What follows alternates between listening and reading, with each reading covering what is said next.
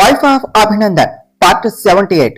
అభి గారు, మీరు ఆగండి, నేను మాట్లాడతాను అంటూ విశాల్ వైపు చూసి, సాక్షి చనిపోతూ మిమ్మల్ని, నన్ను, అభి గారిని కలపమని మాత్రమే అడిగిందా విశాల్? ఇంకేమీ అడగలేదా అని సూటిగా ప్రశ్నించింది మనం. అనుకోని ప్రశ్నకు స్థానమై చూస్తూ ఉన్నాడు విశాల్. చెప్పు విశాల్, సాక్షి చివరిసారిగా అడిగినది అని నన్ను కాపాడావు, నన్ను అభి గారిని కలపాలి అని అనుకున్నావు. కానీ సాక్షి నిన్ను అది మాత్రమే కాదు విశాల్ అడిగింది. బహుశా నువ్వు మర్చిపోయావు అనుకుంటా. నేను గుర్తు చేస్తాను. నీ లైఫ్ లో తనని మర్చిపోయి ఇంకో పెళ్లి చేసుకుని నువ్వు సంతోషంగా ఉండాలి అని కూడా కోరుకున్నది. మరి ఆ విషయాన్ని ఎలా మర్చిపోయావు అని అడిగినది మనం. తను లేని నాకు జీవితమే లేదు, ఇంకా సంతోషం ఎక్కడ ఉంటుంది మనం? పెళ్లి అనే మాట ఇక నా లైఫ్ లో ఉండదు అని చెప్పాడు విశాల్. అంటే సాక్షికి నువ్వు ఇచ్చిన మాట అన్నదే మనం. నాకు సాక్షి చాలా మాటలిచ్చింది మనం, కానీ అన్ని వదిలేసి మధ్యలోనే వెళ్లిపోయింది అంటూ బాధగా చెప్పాడు విశాల్. విశాల్, జరిగిన దానికి మేము కూడా చాలా బాధపడుతూ ఉన్నాము, కానీ జరిగిన దాన్ని మార్చలేం విశాల్. లైఫ్ అంటే చనిపోయిన వాళ్లతో అక్కడే ఆగటం కాదు. మనం కావాలి అనుకున్న వాళ్ళు మనకు దూరమైనా, మనల్ని కావాలి అనుకున్న వాళ్ళు మన లైఫ్ లోనికి వచ్చినప్పుడు దూరం చేసుకోకూడదు అని చెప్పింది మనం. విశాల్ సైలెంట్ గా చూస్తూ ఉన్నాడు. విశాల్, ప్రియాంక నిన్ను ప్రేమిస్తూ ఉన్నది, ఆ విషయం నీకు తెలుసు. తను ప్రేమిస్తున్నది కాబట్టి నువ్వు కూడా తనను ప్రేమించాలి అనే రూల్ లేదు విశాల్. కానీ ఒక్కసారి మనసు పెట్టి ఆలోచించు. సాక్షి నువ్వు సంతోషంగా ఉంటే చూడాలి అని అనుకున్నది, కానీ నువ్వు ఇలా ఏమీ వద్దు అంటే తను మాత్రం సంతోషంగా ఉంటుందా? నువ్వు బాధపడుతూ తనని బాధ పెడతావా? ప్రేమ అంటే ప్రేమించటమే కాదు, వాళ్ళు అడిగిన కోరికను తీర్చటం కూడా. ఇంతకు మించి నేను ఏమీ చెప్పలేను. ఒక్కసారి నిన్ను నువ్వే ప్రశ్నించుకో. ఎప్పటికీ దొరకని ప్రేమ కోసం కళ్ళ ముందు ఉన్న ప్రేమను వద్దు అనుకోవటం ఎంతమాత్రం న్యాయమో. ప్రియాంక నీ మీదే ప్రాణాలు పెట్టుకున్నది. తన ప్రేమను అల్లరిగా చూపించిందే కానీ నిన్నే తన లైఫ్ అని అనుకుంటుంది.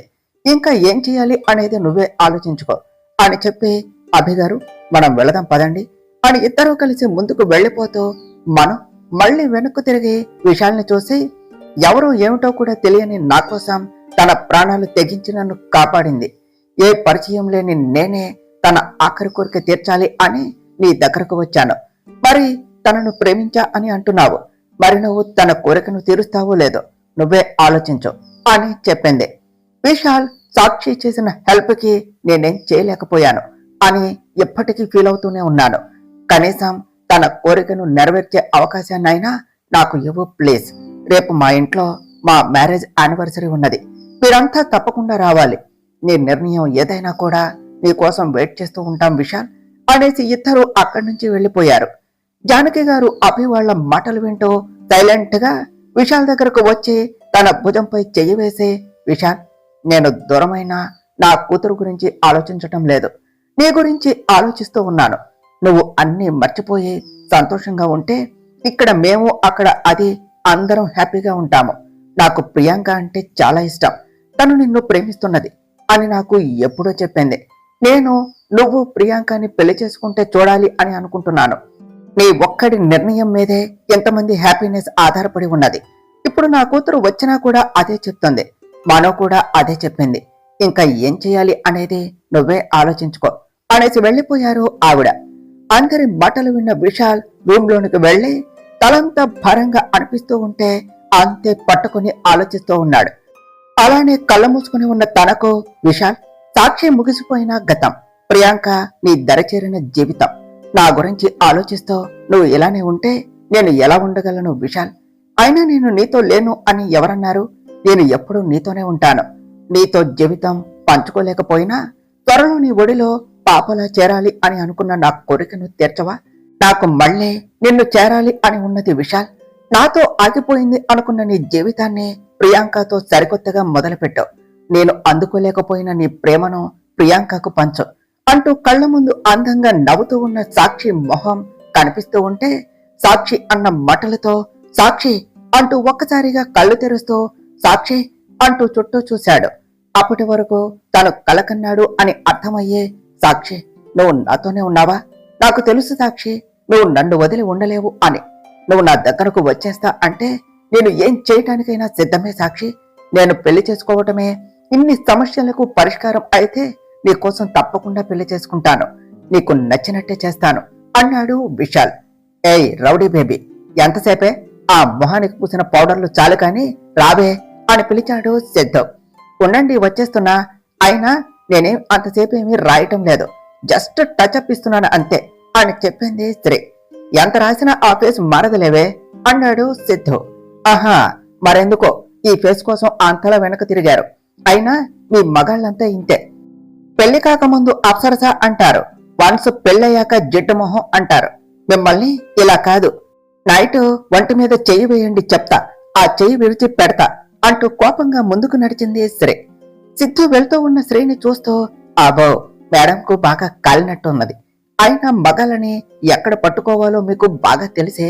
ఈ రోజు నైట్ దీని జోలికి వెళ్ళకూడదు, వెళ్తే అన్నంత పని చేసినా చేస్తుంది అంటూ శ్రీ దగ్గరకు వెళ్లి తనని బుజ్జగించే పనిలో ఉన్నాడు. అది కాదు రౌడీ బేబీ, మనం ఇప్పుడు స్టార్ట్ అయితేనే కదా ఫ్లైట్ క్యాచ్ చేసేది. మళ్ళీ రేపు అన్నయ్య వదిన యానివర్సరీకి మనం వెళ్లకుండా ఎలా చెప్పు?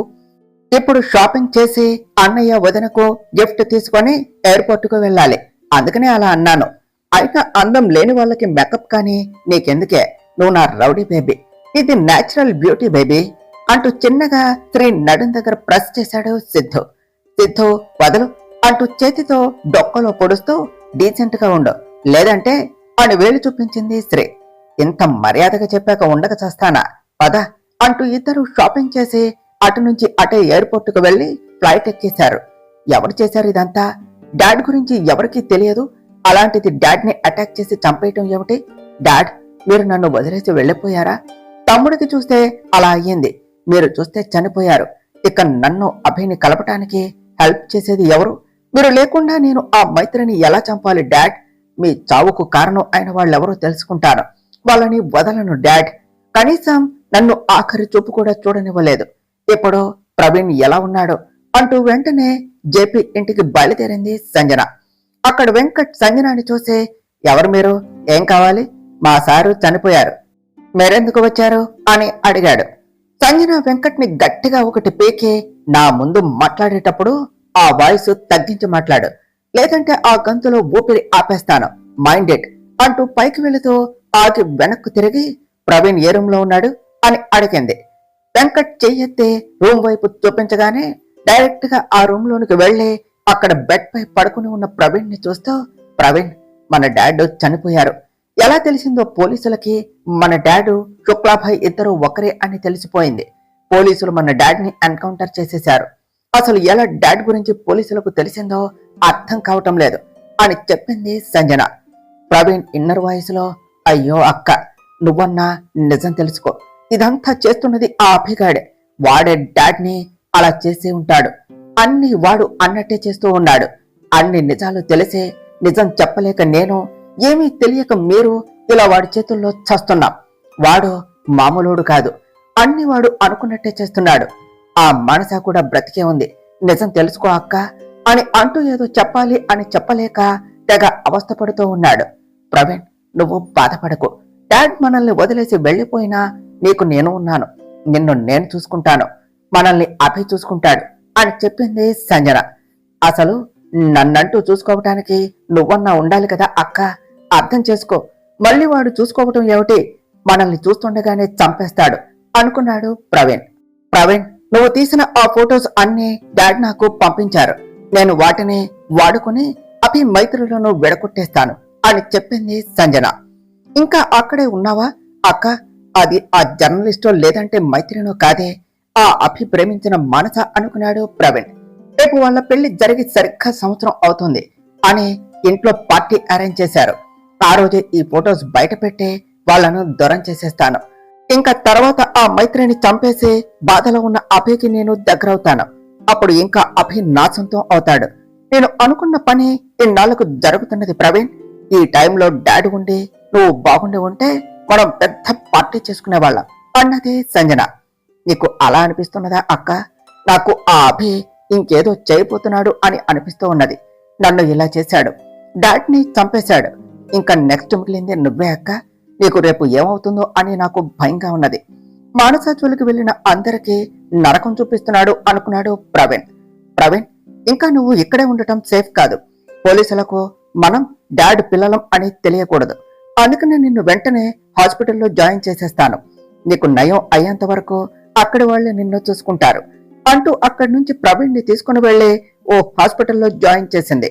అన్ని వాళ్లే చూసుకునేలాగా మాట్లాడి బిల్లంతా ఒకేసారి సెటిల్ చేసేసి వచ్చేసింది సంజన. అభయ్ గారు విశాల్ పెళ్లికి ఒప్పుకుంటాడా అన్నదే మనం. ఒప్పుకోవాలి అని ఆశిద్దాం బంగారం. ప్రేమ పెళ్లి అనేది ఒకడు చెప్పటం వల్ల కలిగేది కాదు. వాళ్లకే కలగాలి. ఇన్నాళ్ళు మనస్సుతో ఆలోచిస్తూ వద్దు అన్నాడు. ఇప్పుడు మైండ్ తో ఆలోచిస్తే తనకే విషయం అర్థమవుతుంది. విశాల్ పెళ్లికి ఒప్పుకుంటే మనకు ఇంత హెల్ప్ చేసిన తన రుణం మనం తీర్చుకున్నట్టే బంగారం అన్నాడు అభయ్. నిజమే అండి.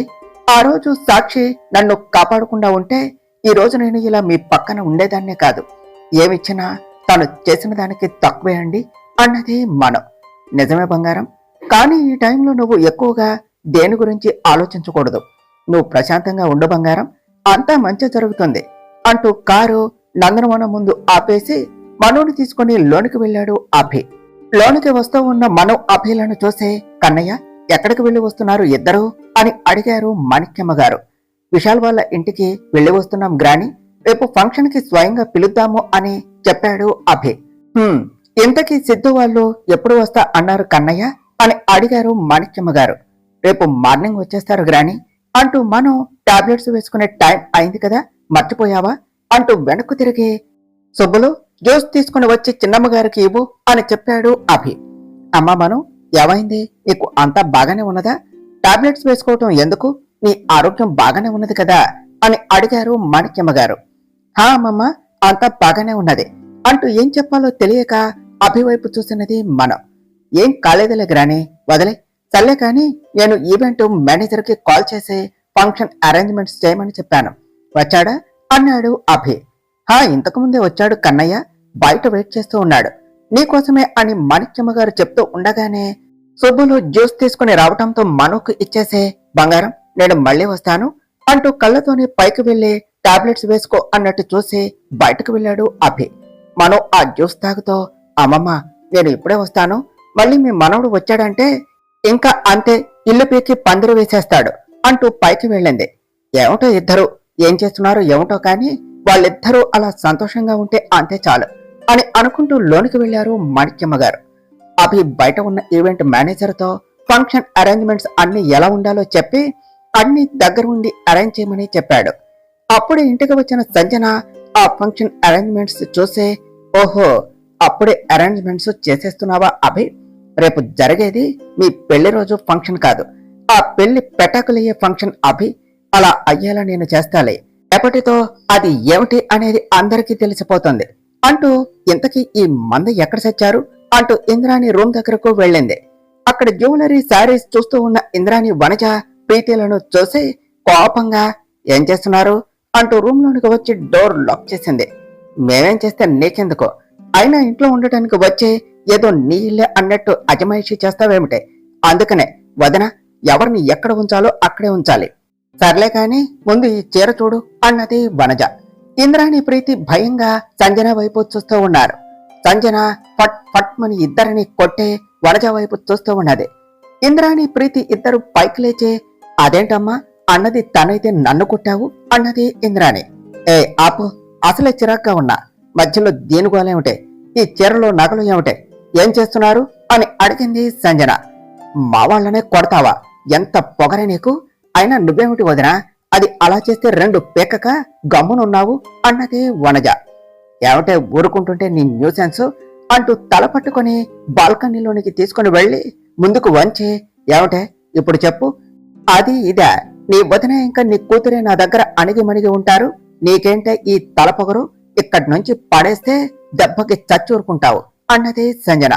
సంజన ప్లీజ్ మమ్మని ఏం చేయకు, తనకు నీ గురించి తెలియక అలా అనింది, మేం తనకి అర్థమయ్యేలా చెప్తాము అన్నది ప్రీతి. అవును సంజన ఏం చేయకు అన్నది ఇంద్రాణి. సంజన వనజాను వెనక్కు నెట్టే, మీ సోది త్వరగా ఫినిష్ చేసుకుని 5 minutes లో నా రూమ్ కి వచ్చి నన్ను కలవండి అంటూ అక్కడి నుంచి వెళ్లిపోయింది. వనజ మెడ పట్టుకుంటూ, వదినా దానికి మీరు భయపడుతున్నారేమిటి అని అడిగింది. అది ఈరోజు నిన్ను చంపలా సంతోషించు, లేదంటే అంత పని చేసేది. అది అసలు ఎవరో తెలుసా? పొద్దున్న టీవీలో శుక్లాభాయ్ అంట అంటూ నోరు తెరిచావే, ఆ శుక్లాభాయ్ జేపీ కూతురే ఈ సంజన అంటూ సంజన గురించి అంతా చెప్పే. అందుకనే మేమే గమ్మున ఉంటే నువ్వేమో దానితోనే పెట్టుకున్నావు. ఈ రోజు నీ టైం చాలా బాగున్నది, లేదంటే ఇక్కడి నుంచి తోసేసి యాక్సిడెంట్ అని చెప్పేది. అది దాని బాబు పోయాడు అనే బాధలో ఉంది అనుకుంటా. అందుకని నిన్నేమి చెయ్యలా, ఇంకా బతికిపోయా అనుకునే ప్రశాంతంగా ఉండు. అది మమ్మల్ని రమ్మని పిలిచింది, మళ్ళీ వెళ్ళకపోతే మా తాట తీస్తుంది అంటూ సంజన దగ్గరకు వెళ్లారు ఇద్దరు. వనజ అమ్మో దేవుడా అంటూ అక్కడే కూలబడింది. ఏమిటే మీరు మీ గోల, ఆ ఎగ్జిబిషన్ ఏమిటే అని అడిగింది సంజన. అంటే రేపు ఫంక్షన్ కదా అని ఏం చీర కట్టుకోవాలో, ఏం నగలు వేసుకోవాలో అని చూస్తున్నాం అని చెప్పింది ఇంద్రాణి. ఇక్కడ నా డాడ్ పోయాడు అని నేను బాధపడుతూ ఉంటే మీకు ఫంక్షన్లు కావాలా అనే అన్నది సంజన. పోయింది నీ బాబు, నీకు బాధ, కానీ నాకెందుకే పింజారి మొహందానా అని తిట్టుకుంటూ పైకి మాత్రం దానికి పొద్దునంతా తెగ బాధపడ్డామమ్మా. ఇప్పుడే నువ్వు వచ్చే ముందే ఇలా చూస్తూ ఉన్నాము, ఆ బాధ మర్చిపోవటానికి. ఏం ప్రీతి, అంతే కదా అన్నది ఇంద్రాణి. ఆపండే మీ నాటకాలు, బయట మీ ఫ్యామిలీ దగ్గర ఆడు, నా దగ్గర కాదు. ముందు నేను చెప్పేది వినండి. రేపు ఫంక్షన్ లో అది అందరి ముందు అవమానపడాలి, మీరే అలా చెయ్యాలి అంటూ ఇంద్రాణికి ఏదో చెప్పేసే. గుర్తుంచుకోండి, ఏమాత్రం తేడా జరిగినా మిమ్మల్ని వదలను.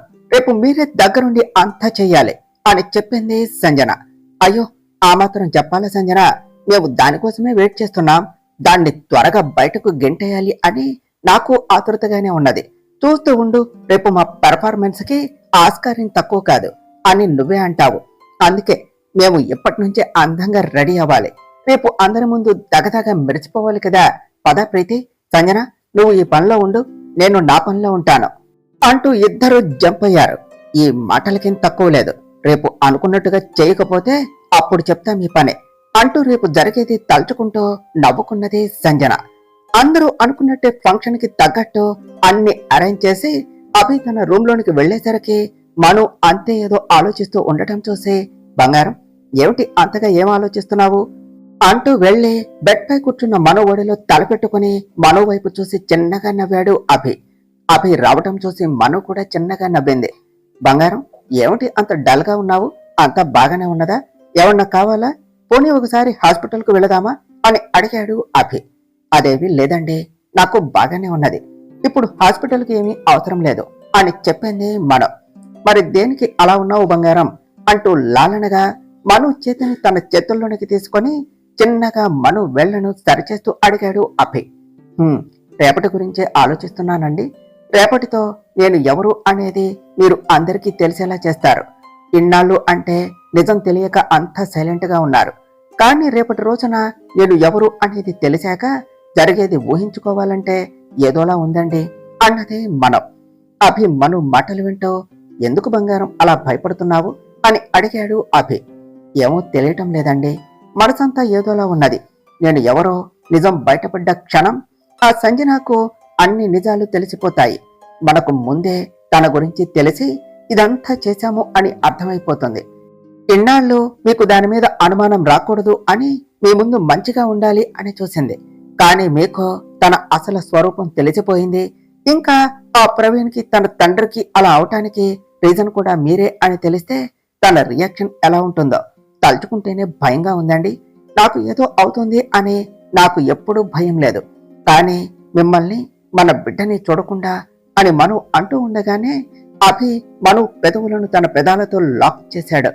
మను తనకు దూరమవుతుంది అనే మాటే తట్టుకోలేని అభి, నీకు నేను ఉన్నాను, నీకు మన బిడ్డకు ఏమీ కాదు అనే తన భరోసా అంతా కూడా ఆ ముద్దులోనే చూపిస్తూ ఉంటే మను కూడా అభికి సహకరిస్తూ ఉన్నది. కాసేపటికి మను పెదవులను వదులుతూ, నా మీద నమ్మకం లేదా బంగారం అన్నాడు అభి. మను అభిని హక్ చేసుకుని, నేను ఎప్పుడైనా ధైర్యంగా ఫీల్ అయ్యేది ఎప్పుడో తెలుసా అభి గారు, నేను ఇలా మీ దగ్గర ఉన్నప్పుడే. ఇంకా మీ మీద కాకుండా ఇంకెవరి మీద నాకు నమ్మకం ఉంటుంది అన్నది. మరెందుకు బంగారం అవసరం లేని దాని గురించి ఆలోచించి ఇలా బాధపడుతున్నావు?